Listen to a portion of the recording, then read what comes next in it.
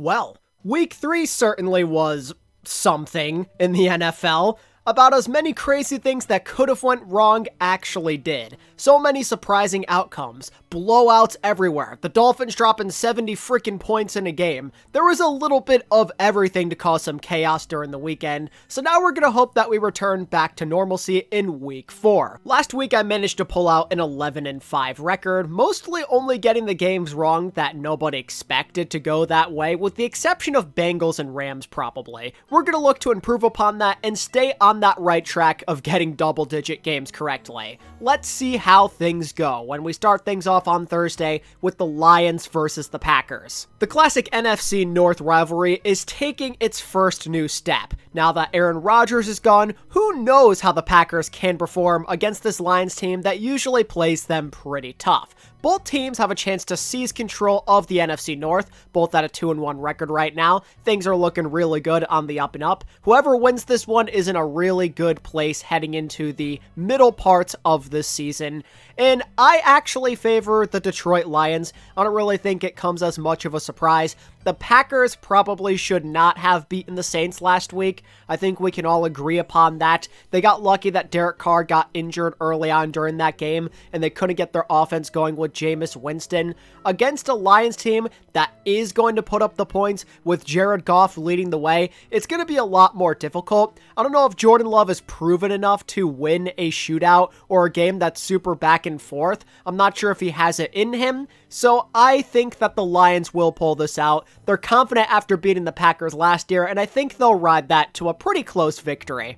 Next, we've got the London game, Jaguars versus Falcons. The Jaguars go to London like every single year. I guess they're kind of like the home representation over there or whatever. But regardless, they're in a pretty weird position after losing to the Texans in surprise fashion last weekend and generally being off to a rather slow start. And they're playing a Falcons team who, outside of last weekend, have been rather competitive this year. This is not going to be an easy game for the Jaguars. I think that they are going to struggle against that underrated Falcons defense, but they probably will find a way to get this W. Calvin Ridley, I think, is going to go off against his former team. The Jags in general have the higher ceiling, and I don't really know how I feel about the Falcons playing any team that has actual potential, so I'm going to ride with the Jags. Now for the 1 p.m. slot, where we start with the game of the week most likely, and potentially the game of the year when the Dolphins take on the Bills. Two AFC East powerhouses.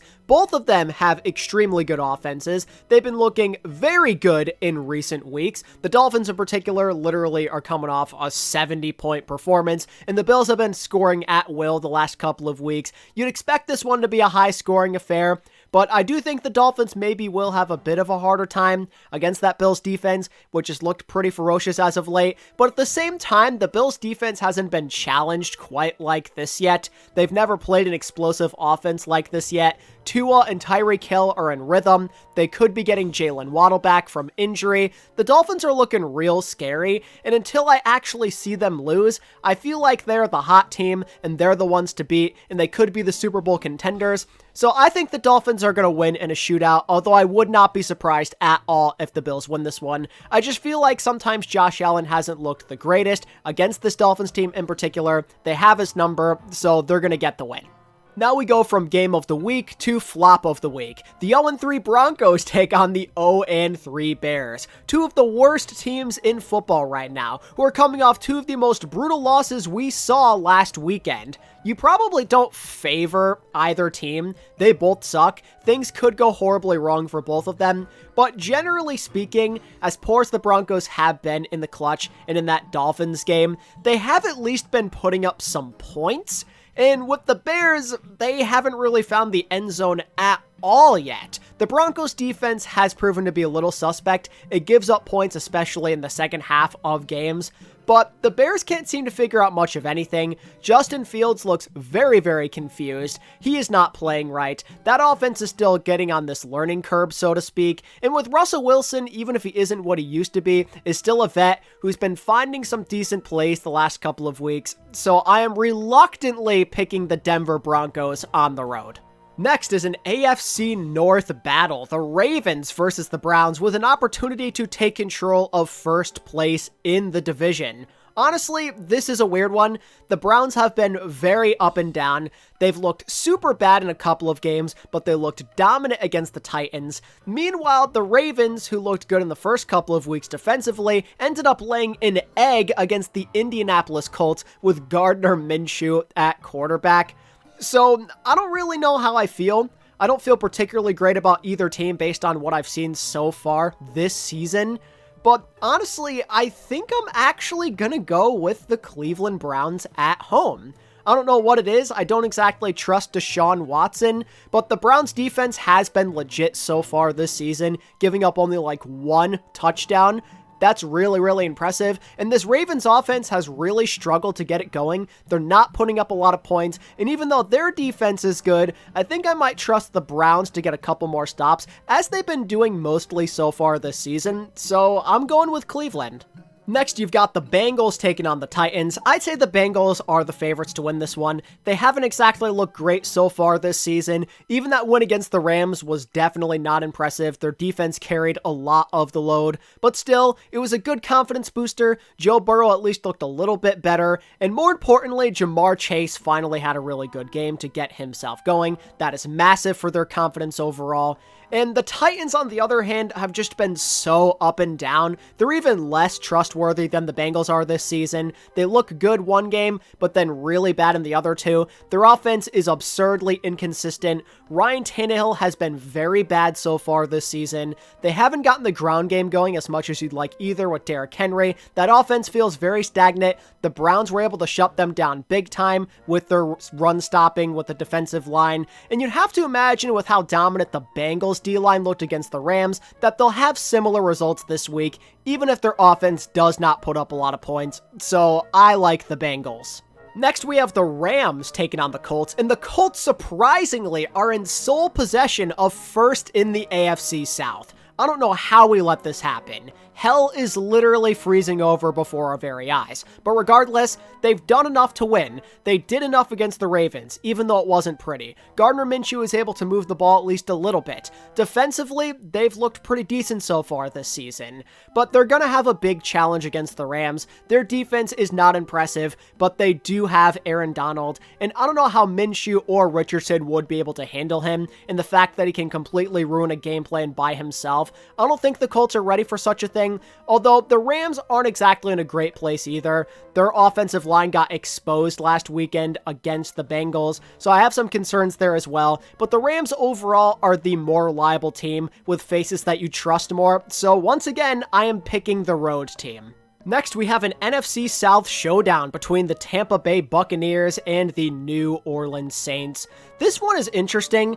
Derek Carr's coming off an injury. His status seems kind of unknown based off of what I've seen so far. I'm assuming Jameis Winston's probably going to be playing this week. He didn't look very good against the Packers. He didn't put up like any points at all, but it's a new weekend. We know what he can do with this Saints offense. We've seen it in years past, so they might be able to manage, especially with that defense, but it will not be an easy matchup. The Tampa Bay Buccaneers did not look very good against Philly last weekend, but that's okay. It's Philly. Generally, they've looked pretty okay so far. Baker, outside of that Philly game, has moved the ball decently and has avoided the turnovers, and their defense is nothing to scoff at either. I think this one's kind of a 50-50. It depends on who ends up making less mistakes, I feel like, more than who plays better. And in this scenario, I think as the home team, it will be the New Orleans Saints, who even have Alvin Kamara back now. I think they might be able to do a bit more with the weapons they have, although I would not be surprised if the Buccaneers were to take it. Next, you have an NFC East battle between the Commanders and the Eagles. I don't really think this one will be close. The Commanders got exposed as a fraudulent, undefeated team during the weekend. The Bills were able to destroy them, and the Eagles are an elite team themselves, so that should end up continuing in this one. Sam Howell's probably going to get rolled by that pass rush. Jalen Carter and Fletcher Cox are going to ruin their run game as well. I don't think the Commanders are going to put up a lot of points yet again, and even though their defense is reliable, eventually it's going to break with them being on the field so much against that Eagles run game, so it should be a relatively easy Philly W, even though it is one of those divisional matchups that could always end up being close. Moving onward, the Minnesota Vikings take on the Carolina Panthers, the battle of the 0-3s. I did not expect the Vikings to be 0-3 at the start. It's actually a tragedy. Their season's in grave danger. They really can't afford to lose this one. It's a gimme game. It's the Panthers. Regardless of who's lining up under center for the Panthers, the Vikings should be able to put up more points. That Panthers defense is underrated in my honest opinion, but in an angry attempt to get back on the right track and claw their way back up the ladder, so to speak, Kirk Cousins and Justin Jefferson should be able to tear apart this defense and actually win a game convincingly. There is no way they're going to let this one come down to the wire. The Panthers should not have what it takes to compete. If the Vikings lose this or have this even be close, consider their season over, but I think for now we can trust them to win. Ending your 1 p.m. slot is the Steelers versus the Texans. The Texans got a surprise victory over the Jaguars last weekend, and they looked damn impressive in that effort. CJ Stroud seems to be getting better with every single week. I like what I've seen from him a lot, and he has a chance to prove himself against a stout Steelers defense. The question is, does he have what it takes? In my opinion, I don't really think we can trust him with this task just yet. He still is a young quarterback, and that Steelers defense is ferocious, with TJ Watt basically carrying by himself, plus that amazing secondary. I don't think the Texans are going to hang in there. They're more likely to make mistakes this go around, but it might end up being a close game because Matt Canada is like the worst coordinator ever, and that Steelers offense has been anything but efficient, but I think the Steelers should be able to win this one and go up to 3-1. I don't fully invest in the Texans just yet, although I am starting to get a bit excited. Starting off the 4 p.m. slot is the Chargers versus the Raiders. This AFC West rivalry is usually a good one. They score points at will. They usually play close games, but I don't really think that'll be the case this time. The Raiders, even though they almost beat the Steelers last weekend, have been full of questionable play calls, mediocre play, and a defense that leaves a lot to be desired. I don't know what the case is with Jimmy G as well. If he isn't fully healthy or he can't start at all, they're really going to be screwed. But either way, the Chargers are probably just going to outpace them. Their defense sucks, and the Raiders might be able to score if Jimmy is good to go. But I think the Raiders defense will bend a bit more against Justin Herbert, who's consistently been putting up the numbers. It's only a matter of time until the Chargers start translating more of these close games into wins, like we saw last weekend, and I think they'll continue onward with that trend. Next is the Patriots versus the Cowboys. This one's interesting. Zeke versus his former team, two offenses that have been pretty shaky, and two defenses that have for the most part looked pretty ferocious out there. The Cowboys, though, definitely have some questions they have to answer after somehow losing to the Cardinals, giving up all those points to Josh Dobb in that Cards run game. It was a really sad look for them. Even if the Cardinals are better than we think, there's no way the Cowboys should be losing to them. Dak still has a lot to show us. He has still not looked all that good, making some very questionable throws, and that Patriots defense is likely to make him pay. It's just a matter of if the Pats offense can actually do more, and I have my doubts about that. I really have not liked how they've looked moving the ball downfield. They always figure it out too late in a game. And against Micah Parsons and those guys, I think it is going to fall apart flat on their faces. The Cowboys simply have more star power in my eyes, even with Diggs being injured and the lack of confidence after that Cardinals game. I think they just have the more reliable players to get them through this game and clutch out a big play or two down the stretch. The Pats are just lacking in that department big time. Their defense is definitely going to keep them in it. I don't trust the Cowboys offense that much either. But again, they just have a bit more that you like, and I don't want to overreact too much to that Cards game, so I'll give them the benefit of the doubt and say that they beat a Pats team that just hasn't looked that good. Ending the 4 p.m. slot is the Cardinals versus the 49ers. Arizona got a big-time W against Dallas, and so far have looked very competitive in their matches. All three of them were super winnable. Some people have even been arguing that if they had Kyler Murray, that they'd be 3-0. I won't get into the what-ifs there, it's not my job, but I will say that this could be a scary trap game for the 49ers. Divisional games are always scary. This Cards team is super hungry, but the 49ers are just a way more talented football team. I know I said that against against the Cowboys, but unlike the Cowboys, the 49ers are not fraudulent. That offense has been high-flying, their defense is also really, really strong, and the Cardinals eventually are going to have a bad game. I highly doubt that Josh Dobbs and that offense will continue to put up points, and this is where I think it ends, at least for now. They're going to come back down to earth, so to speak, when the 49ers smack them into the ground and get an easy W. Moving into Sunday night, what could have been our first time watching Aaron Rodgers versus Pat Mahomes ends up being Pat Mahomes versus Zach Wilson. Yeah.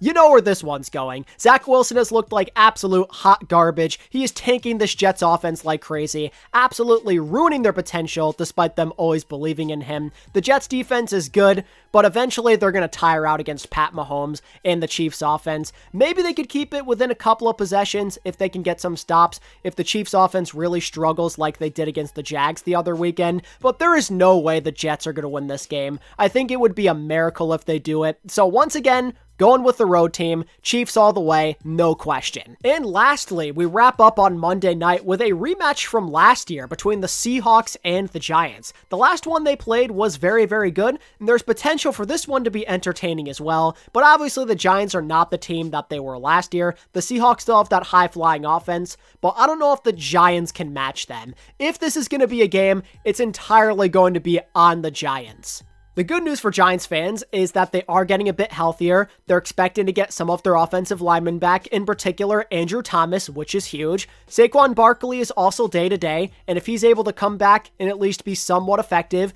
that adds another element to the Giants offense. But even then, there's no guarantee that this is going to work. Outside of the Cardinals game, which isn't saying much, by the way, the Giants' offensive execution has been anything but impressive, and along with that, I also think that the Giants' defense is going to have trouble against the run. They have not been very good against the run this year and last year. Kenneth Walker is a monster, and he should be able to do whatever the heck he wants, and if he gets it going early, that's going to open up the pass game, and they have some very dynamic receivers over there in Seattle, so I think they're just going to outpace the Giants. The Giants' offense still has so much to prove, even when fully healthy. They just haven't done anything to impress you yet, so I like the Seattle Seahawks. And those are my Week 4 picks for NFL 2023. Let me know what you think down in the comments below, and make sure to leave your own picks as well. I'd love to see where your opinion is differing from mine and what games you're looking forward to as well. Hopefully we can do a bit better this weekend. Some of these games are interesting because it feels like the favorite is the road team, and sometimes that actually does not go as well as you'd think. So this should be a pretty fun week, probably better than last week, which isn't that hard to do, but you get my drift. Should be a fun one. Make sure to leave a like on the video and subscribe if you want more NFL content just like this, and I'll catch you next week.